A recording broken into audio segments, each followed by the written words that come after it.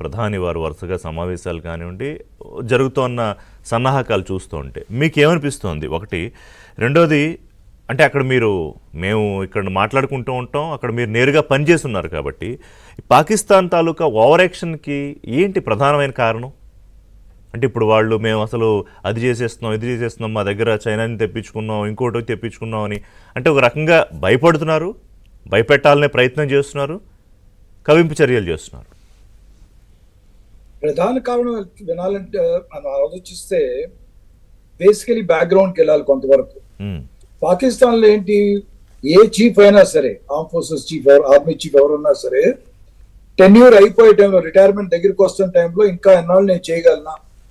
మీరు పాత చీఫ్స్ ఎవరైనా ముషరఫ్ని చూడండి, జియావుల్ చూడండి, అంతకుముందు field marshal Ayub Khan dictator అయ్యాడు, ఇవన్నీ ఆలోచించి మనం చూస్తే అదొక ట్రెండ్ అయిపోయింది. ఏమిటి, టెన్యూర్ అయ్యే టైంలో కొంతమంది ఏంటి ఎక్స్టెన్షన్ ఎలా తెప్పించుకోగలనా, రైట్?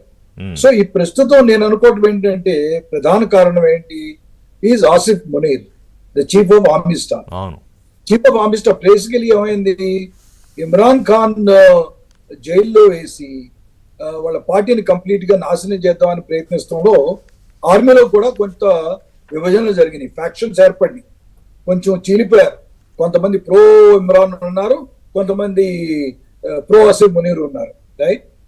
సో ఇలాంటి తరుణంలో అదర్వైజ్ నార్మల్ గా అన్ని సవ్యంగా జరిగిపోయి ఉండుంటే, ఇమ్రాన్ ఖాన్ ఉంటే ఖచ్చితంగా ఆసిఫ్ మునీర్కి ఎక్స్టెన్షన్ ఇచ్చేవాడు కాదు, వాళ్ళిద్దరికి అసలు పడదు, రైట్? సో ఆయన ఉన్నప్పుడు ఖచ్చితంగా కాదు. కానీ ఇప్పుడు ఏం జరిగింది, ఈ టైంలో ఎకనామిక్ సిచ్యుయేషన్ ఆఫ్ పాకిస్తాన్ కూడా చాలా దెబ్బతింది, ప్రస్తుతం చాలా హీన స్థితిలో ఉన్నారు. ఇలాంటి తరుణంలో ఆసిఫ్ మునీర్ ఆలోచించింది ఏంటి, ఏ విధంగా నేను తిరిగి ఆర్మీ యొక్క ఇమేజ్ ని మళ్ళీ తిరిగి బిల్డప్ చేయగలను, ఒకటి. దానికన్నా ఏంటి, సెల్ఫిష్ మోటివ్ ఏంటి, నేను ఏ విధంగా నా టెన్యూర్ని ఎక్స్టెండ్ చేసుకోగలను. అందుకే అలాంటి స్పీచ్ మొదలు పెట్టాడు. లేకపోతే ఎప్పుడూ లేని మాటలు ఇంతవరకు ఏ politician recent past Benazir Bhutto ఉన్నప్పుడు మాట్లాడారు, హిందువులు ముస్లింస్ అది అది అనేసి, 2 నేషన్ థియరీ ఎప్పుడో జరిగిపోయింది, 71 జరిగిపోయింది. దాని గురించి తిరిగి ఇప్పుడు మనుషుల్ని రేపెడతాను ఆ స్పీచ్ మీరు విన్నట్టయితే క్లియర్ గా ఏదో చిన్నపిల్లలకి చెప్తున్నాడు. అదే అతను ఆ టైంకి అసలు పుట్టలేదు కూడా ఇతను ఆసిఫ్ మునీర్. ఈ మస్ట్ బి హార్డ్లీ అబౌట్ ఎంత, ఒక 59 సంవత్సరాలు ఉండొచ్చు, 58 సంవత్సరాలు ఉండొచ్చు. దాన్ని బట్టి ఆలోచిస్తే అది స్వాతంత్రం వచ్చినప్పుడు పుట్టినోడు కూడా కాదు. అందులో కొంతమంది ముసలి ఉన్నారు, వాళ్ళకి ఇంకా ఈయనకన్నా ఎక్కువే తెలుసు. కానీ ఆ స్పీచ్ మటుకు బాడీ లాంగ్వేజ్ ఎలా పెట్టాడంటే, రైట్, మనం హిందువులు ముస్లింస్ ఇది ఎప్పుడు మనం కలిసి ఉండలేము, అది ఇది అంట ఎడాపెడా వాయిస్తానికి చెత్తా చెదారు చాలా మాట్లాడాడు, రైట్?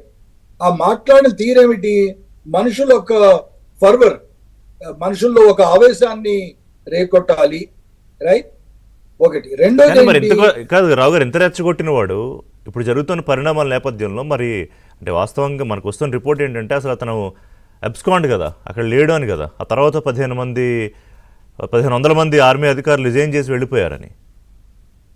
ఇప్పుడు ఒకటి తెలిసింది ఏంటంటే పాకిస్తాన్ మన దురదృష్టం ఏంటి, పాకిస్తాన్ ఎప్పుడు it is getting away by what fact, ఏది యుద్ధం ఎప్పుడైతే సీరియస్ గా అయ్యి పాకిస్తాన్ ఒక దేశం రూపుమాపు లేకుండా పోతుందో, ఆర్ ఒక థ్రెష్ హోల్డ్ దాటిన తర్వాత ప్రపంచ దేశాలన్నీ ఇంటర్ఫియర్ అవుతాయి, ఈ యుద్ధాన్ని ఆపుతాయి.